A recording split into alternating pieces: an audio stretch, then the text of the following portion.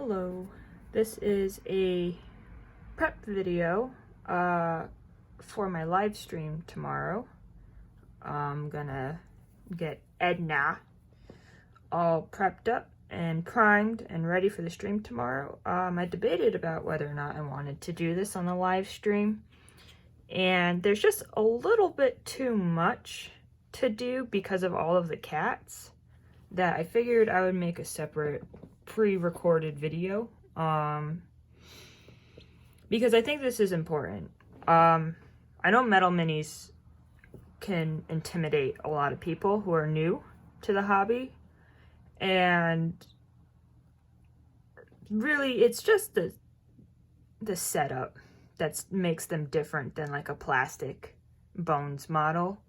There's really nothing to be worried about when you go to do metal minis, and they're great figures. Yeah, they're a little bit more pricey, but they hold so much more detail than a bones figure. So hopefully this video can help alleviate some of that fear going into painting a metal mini as we go through and prep this one. I know for me, when I was first starting with metals, just this bar really got to me, and I was like, there's no way that my little clippers can clip through that. Well, they can if you have the right kind, and by the right kind I mean just about any kind. I have two. This is a Citadel one. Yep, there it is. It came in the paint kit that I got when I was first starting. And then I've got these, which I've actually never used before because I just got them. These came with my hobby files that I just got. And speaking of hobby files, it's nice to have a set, but you don't actually need them. I've painted a number of metal miniatures, and I only just got these files a week and a half ago. So you can, if you cut close enough, you can get away with not using the files, because obviously I didn't use them for my first year. I got them as an afterthought. So first we'll clip, oh, and it should be it's worth mentioning that I have washed and dried these guys that I did off camera, just because the metal minis, they can still have some of that mold release on them. You should just always wash your minis, even though I don't always. So we'll just snip. One cat free. And sometimes, like how I'm getting in right now, the bars kind of get in my way. You can try to cut it. Sometimes you can't. Oh, there we go. Just takes a little bit of force. And then I'm also cutting flat side toward the cat. That's just so that I'm cutting as close to the bottom of the cat as I can. And then see, we get almost a real nice flush surface down there. And with the cats especially, just because of how tiny they are. We'll cut this guy. Yeah, see, that was a nice cut. And just cut the bar away. Bing. There we go. There's 4 cats. I'm kind of weird. I have a little container where I'm saving the metal spurs. I don't really know why. I think I just like the sound of it, which is probably really it. You know, some of these bigger ones I could probably maybe find a use for. I don't know. It's just something to do.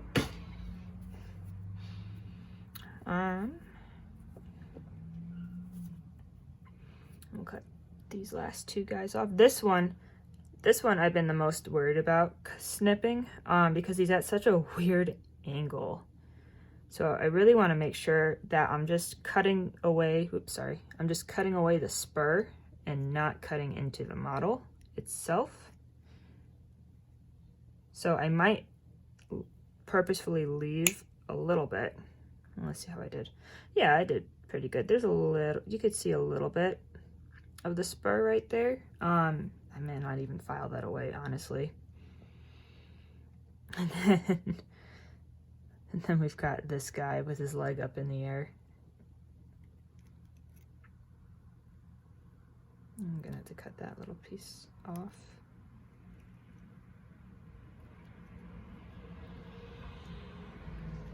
So I have to actually cut this one a little further down, so he has a little bit of an edge, just because I couldn't really get the snips in there. So there's all our kitties.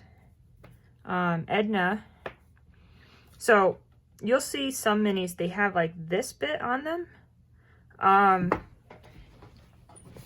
You could cut that away if you wanted to use a different kind of base. This is the base that she came with.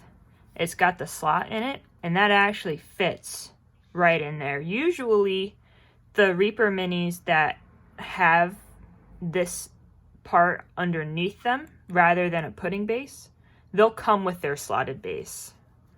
And then I've had the odd figure or two that don't have a slot come with a slotted base anyway. So we're not going to cut that off. If I was going to use her in like a diorama or something, I'd cut it off just so that I could rebase her. Close this up. But what we will do with her is her cane is being supported. So we'll cut away that support.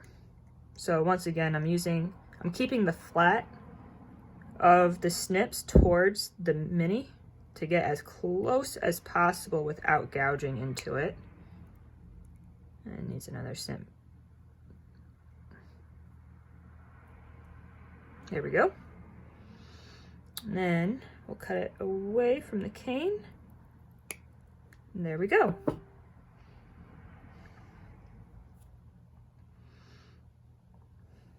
So she still has a little bit of a spur right here, but it's not that bad.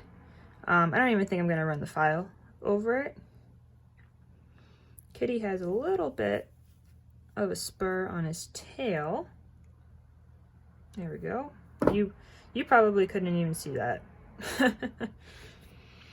So we'll do some cleanup. So you also get these little hairs. You can see that this cat in particular, he's got 2 of them. That's just from casting. You can even just twist them off, really. So see, that just pulled right off. I did that with my hands. You can clip them if you want. Sometimes you have to. Sometimes they're a little bit too attached.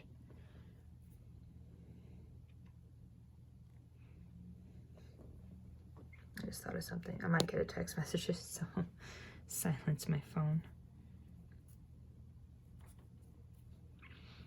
Yeah, so they all look pretty good. I'm gonna do something that I usually don't do, but I find it is actually a bit easier with these minis that need the slotted base. I'm actually going to attach her to her base right now.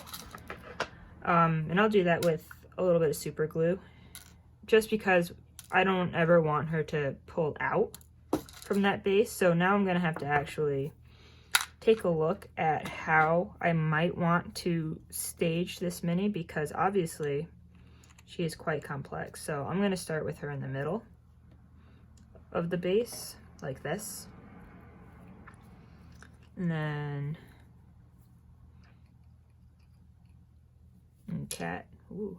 See, all the cats, they also don't fit on this base, especially with her in the middle. He doesn't even want to stand up. So I'm thinking maybe I'll kind of offset her over to the side like this, and then that gives me this whole area right here to play with the cats placements. I'll fill in the slot with some green stuff too. So yeah, so see, I get a lot more of these cats on there.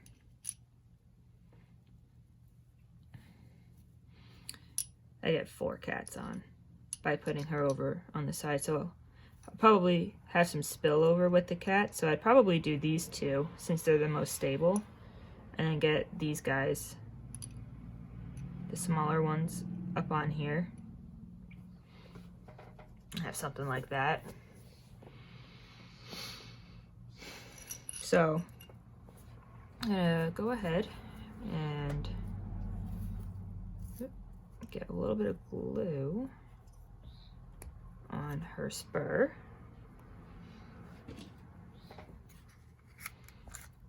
I'm not gonna attach the cats because they're so tiny. I'm gonna have to put them on paint holders.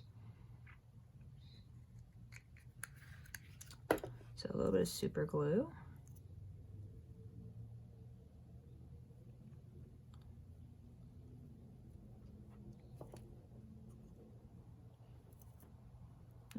Bent her a little bit. That's the other thing you have to watch out with these minis. So you see I actually bent. There we go. I bent her a little bit. They are actually quite flexible. So if you get a metal mini that has a sword and that sword is all bent, you can just take your fingers and bend it back. No problem. There we go. So I'll give that half a second to dry.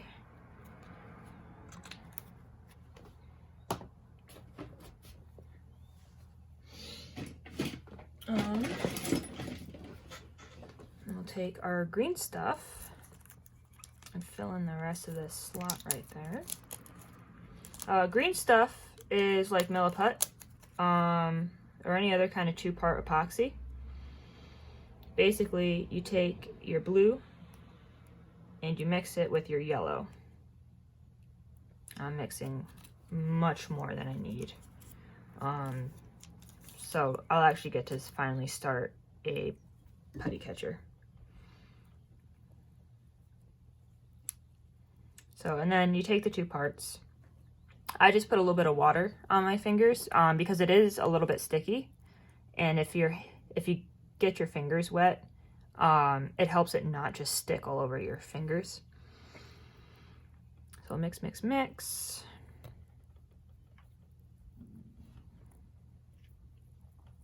So you see it's turning green. And I'm twisting and I'm folding. That's really how I mix it up. You just do it until it turns green. And then you got a good bit of time to work with it. So you turn it green and then you do what you want with it and then it hardens. So it takes about an hour until you can paint it. Which we'll just prime it black for the time being. And then it takes a full 24 hours to completely and fully cure. And I mean like to the point where it's a rock. So that's all nice and green. I'm gonna re-wet my fingers a little bit. And I'm gonna just get a little bit of a snake going.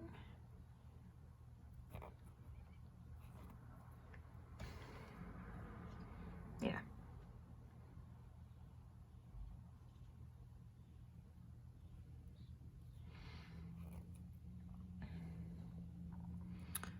And then I've got some wooden sculpting tools. I don't even know if they're really sculpting tools. I got them for like $2 at Michael's. And they work great. I'll dip the end in water. Again, just to avoid the green stuff sticking to it. And I'm just gonna press the green stuff down into that slot.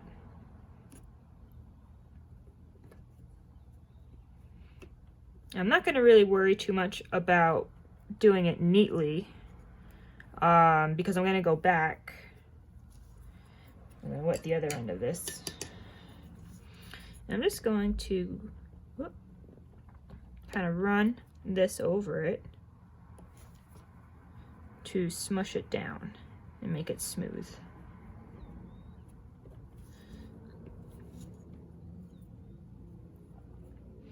So you can see that I need to put a little bit more in there. Whoop. So I'll make another thin one. Smoosh it down.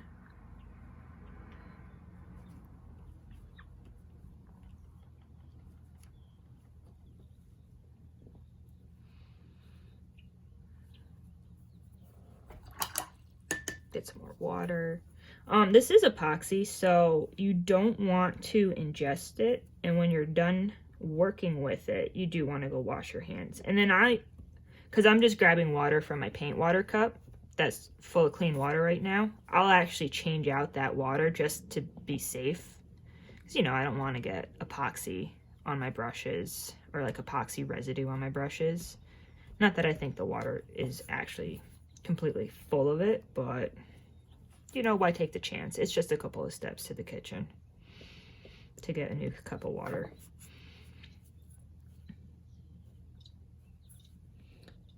See, this is nice and straight. It's nice and flush. Got a little bit of a, there we go. And what I'll do is then I'll go over like that, scrape at it. There, that looks great. Oh damn, I'm actually quite happy with that. So that'll cure in about an hour. In about an hour, it'll be ready to paint. So if you're gap filling, you usually just want to let it sit for an hour before you start to paint over it.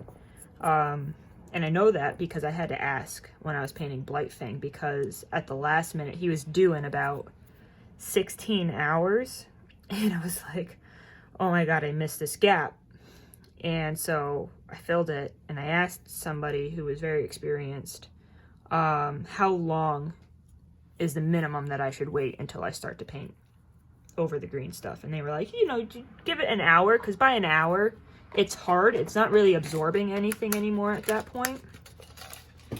So I have some extra, and a tip I learned over the weekend that I'm really excited about is with your extra green stuff to have a putty catcher. So I'm going to actually take this larger base, and I don't know what I'm going to do with it. It's going to be a putty catcher for essentially meaning that I'm just going to use my excess to kind of make a cool base for whatever down the road, you know? So I'm going to put that there like that. I'm going to work out my fingerprints. Take a sculpting tool. There's actually a large mini releasing in August from Reaper. The Tree of Despair was actually Jason Wiebe, who is the sculptor of it. That tree started out as a putty catcher. And he must have shown it to the artistic director, Ron, and Ron was like, I'll take it. So it's just something that sculptors tend to do. But there's no reason why, even if you're just gap filling, why you can't, because it's really easy to make anything base style with the green stuff. Let me see, I got a little bit of, this is older green stuff, so some of my yellow didn't mix. So just kind of soften that up a little bit. I've seen like some really cool bases that were specifically putty catchers, and they're like really cool rock formations. So just wipe up the excess water. So there we go, putty catcher, yay. I just put it behind me, and that's where it'll sit until the next time I need it. So now that she's glued, we've filled in this open gap, and I'm actually gonna, once I am ready to let it sit, I'm gonna let it sit like this. So I'm actually going to wait an hour, and then I'll prime these guys. So it'll be just a moment for you because of the magic of editing. And this is why I wanted to do this in a recording. So I'm gonna go make some lunch, and then I'll be back. And just like that, we're ready to go. It's still a little soft. It's been about hour and a half. I just left it on the window, but I can still make a depression with my nail, but it's set enough that I can prime it. I don't know if I really will or not. Oh, I put all the cats away in this little box. Probably won't prime them yet until I am ready to paint them, just because there's so many, and even though I put a little bit of foam in this container, the primer will rub off. You got to remember, the primer isn't having a magic reaction to the metal, and once you put it on, it never comes off. It will actually rub off. It rubs off of the metal. It rubs off of the bones material. It's just, it gives the paint a better surface to bond to, and once you start to really layer up your paint, it stops rubbing off. It becomes more hardy, I've found. Sealing, I mean, obviously sealing also helps quite a bit. But because I know we're going to start with Edna tomorrow, I'm going to go ahead and prime her. Now, Reaper makes 3 different primers. A white primer, a black primer, and a gray primer. And these guys are great. These are tested with their metal minis in mind, as well as their bones and bones black models in mind. What these aren't great for what I found, is resin prints. They work fine with non-resin printed for the most part, but with resin prints, because the resin is different, you'll get kind of a tackiness to it. I actually had this happen with, let me grab them, with this guy, who was 3D printed. I got him off of Etsy. You can actually see the remains of the gray primer. What had happened was I put the primer on, and I noticed even a day later, he was kind of tacky. It wasn't anything crazy, and the primer wasn't coming off on my fingers, so I didn't think too much of it until I started to paint the wood right here, and my brown paint wouldn't even stick to the primer, and that was because the primer was having a chemical reaction with this kind of a resin. So I asked around about what I should do, and obviously the first thing to do was to strip the mini, which I did for the most part. The stuff that stayed is fine. It's not sticky. And somebody said, and I said, listen, I have all three Reaper primers. Obviously the gray one doesn't work. Is there one that might work better than the others? And somebody said to try the black primer, because the black primer is newer than the other two and has a different formula. So I tried that. This is his base, and they were absolutely on point. It's great. It feels like a regular primed surface. So I'm just, even though he's going to be painted in a lighter color, I'm just going to prime him black, and I'll use a base coat to kind of lighten the black back up to make it easier. But that's just a quick thing about primers that I learned, at least with the Reaper primers, is that they're great for Reaper products and other minis, but they are not, you're going to get mixed results for printed minis. So, for Miss Edna, sorry, she cracks me up. For Edna, I'm going to prime her in gray. Usually I like to prime in black, because that just kind of helps with shading. But the color palette that I have in my head for her is a lot of like light blues and pinks, maybe some yellows, and then like a pale skin. So I'm going to use gray instead of black, just because it'll be easier to do those lighter colors on the gray primer than it would be to try to bring up the black. So, get my palette into frame. So I'll do one coat without water, and then I might do a second coat with water. I don't know. I'll see how this goes on. So, and then, you know, it's just like paint. You just put it on.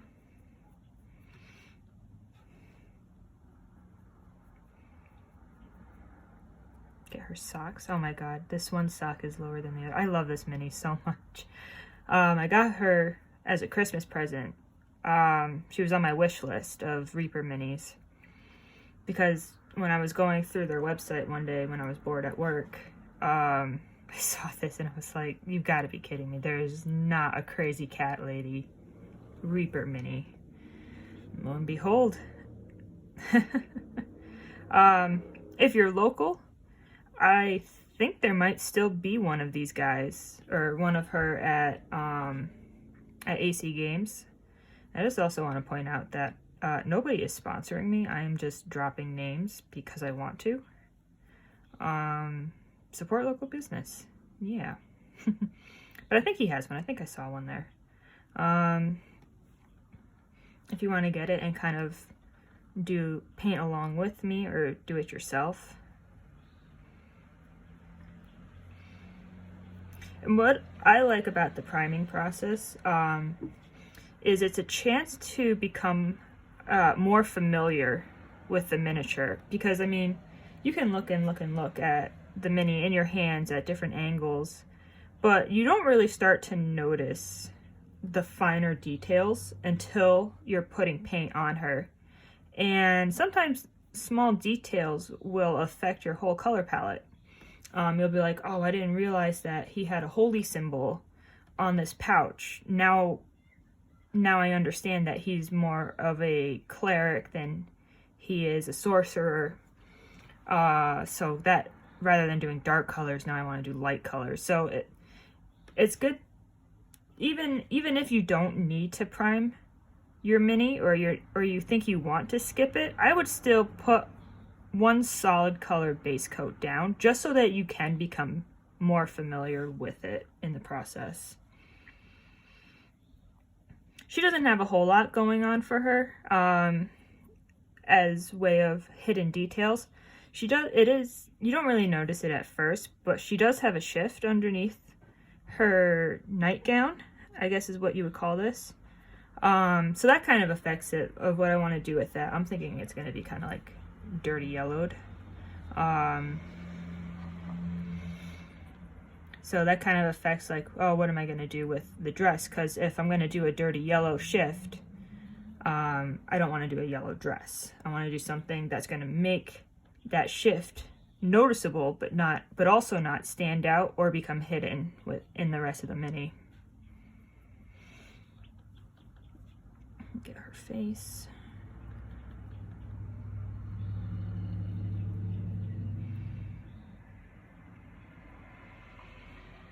She's also holding a cat. I don't know how she managed that. When I try to hold my cat, I get beaten up.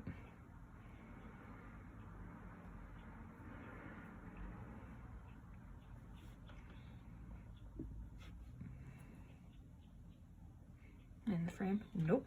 Sorry. I don't have my remote today. I didn't bother to put it down because it didn't really work last night. When it comes to hair, especially on middle minis, less is more, but also more is more. She has curly, so it always depends on the hair. She has very curly hair. Oh my god, she's actually got curlers in her hair. See, this is exactly what I'm talking about, finding the hidden details while you're priming. I didn't notice this until I started to think, oh, you know, what would be funny is if she had curlers in her hair, and then there's one here and there's one here.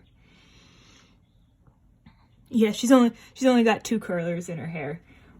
But that's just such a small detail that I wouldn't have seen that until I was already painting her. And depending on how I want to make those curlers stand out is now going to affect what color I paint her hair. Because I was going to just kind of make her like a brunette. But now I might make her a blonde and paint those curlers pink so that they really stick out in her hair. But what I was originally saying about hair is that because her hair is so curly, there's a lot of places where the thick primer isn't going to settle. So I like to also just kind of really dab the brush into the hair to make sure it's filling in all of those pockets. And then I'll take it and I'll just kind of brush it away. Because you also don't want it to dry in a thick glob, because then you'll start to lose some detail.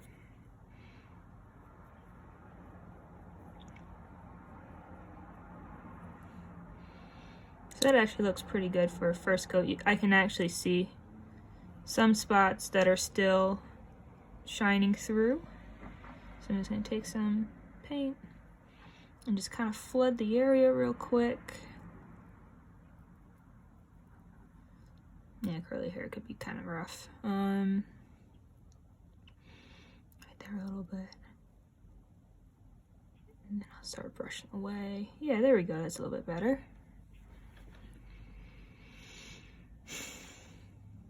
Sorry, I sigh a lot when I paint, and that's probably not great to hear, but because of my camera situation, my microphone is right in my face, basically, because it's my phone.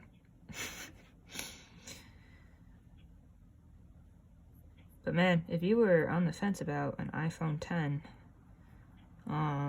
because you think it's outrageous to buy this year's hot new iPhone when they're priced at ridiculous amounts, the X, sorry I called it an iPhone 10 because I'm not really an Apple fan. The X is what I'm using, and it seems to be doing fine. I mean, it doesn't beat having a full streaming setup. Oh, I missed a barb right there. I'll have to get that. It doesn't replace a full streaming setup with separate microphones and multiple cameras or anything like that, but you know what? It gets the job done, which is all I can ask for right now.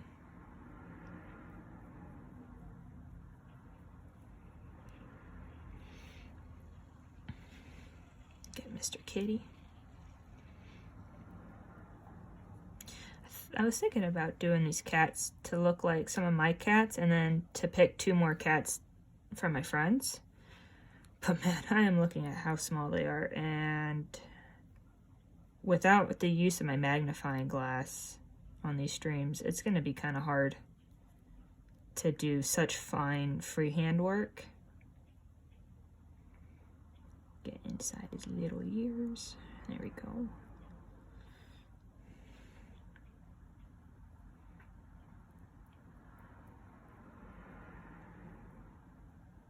In between her fingers. I was thinking about what kind of freehand I could do with her cane, and I was like, I could do a tiger pattern and say that this is Joe Exotic if he were a crazy cat lady. I mean, because let's face it, he's a crazy cat lady at heart, just with very dangerous animals. So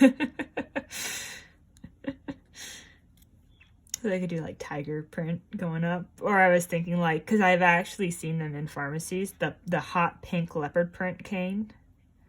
We'll see. I might kind of leave that up to suggestion. She's actually really nice for freehand. Looking at her, her nightgown is not crazy. And you could put some like flowers on there, make it floral pattern. I'm also going to do underneath her, because I will just kind of paint that area black or dark gray, just to give it the hint of a shadow. You don't necessarily paint underneath the mini, but you also don't want to just leave it blank. It's also totally okay that I'm getting paint all over the base. What I'll do is I'll just go back over it when I'm done and paint it black if I don't do anything with it. 9 times out of 10, I don't do any kind of basing with my minis yet. The most basing I've ever done was the base for when I reprinted the Dreadmere tortoise for a contest. That is like the most basing I've ever done for a mini. And I know, like, and I agree, basing does add a lot to the mini itself. But I'm just trying to showcase my painting style, not my basing skills. You know, it's like, I don't want anything to distract from my paint job, because that's what I want to be critiqued. I don't want comments saying, whoa, look at that base, because then obviously my base was more impressive than my paint job, and that's not what's really important to me as a painter.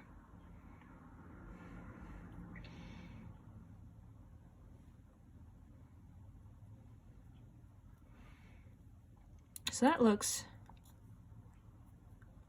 pretty good.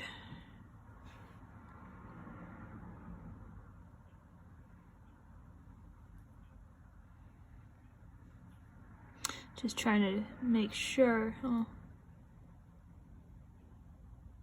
that it's not sitting too thick on the cat. So it would be very unfortunate to lose what little facial detail he has, because he's so small in her hand. Because he's a cat.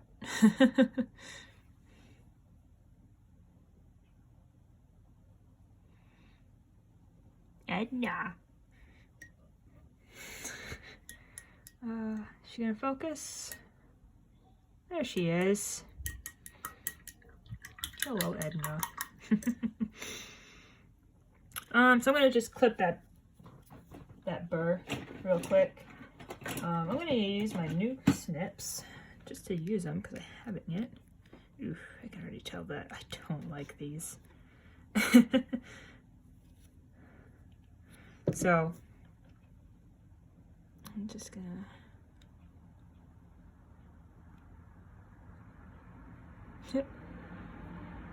I mean, they're sharp. Good God. That just came right off. And notice another one. Oops, sorry. Because I'm looking at her closely.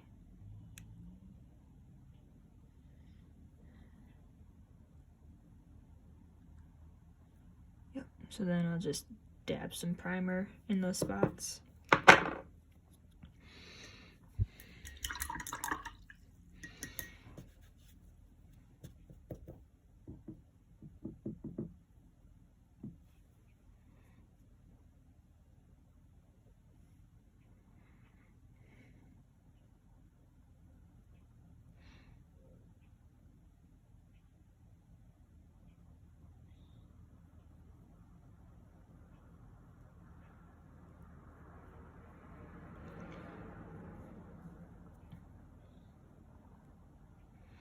Yeah, and she does, there is still a couple of spots. Oh, she's got glasses. That's what that is. You see? There we go. Another detail. I'm really excited about those two hair curlers, though. And I'm really excited that there's only two. And they're all on one side, so it's not even symmetrical. Oh my God, that's great.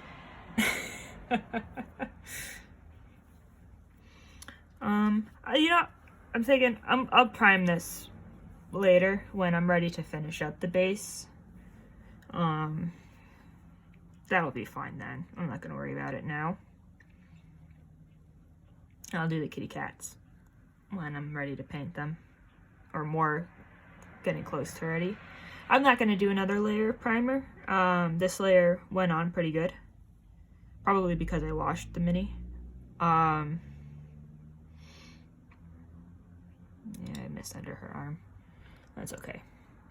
Yeah, so I'll call her ready. She's ready to go. So we'll be painting her tomorrow afternoon. That's Sunday, the 24th at, I believe I said 4. 4 sounds right.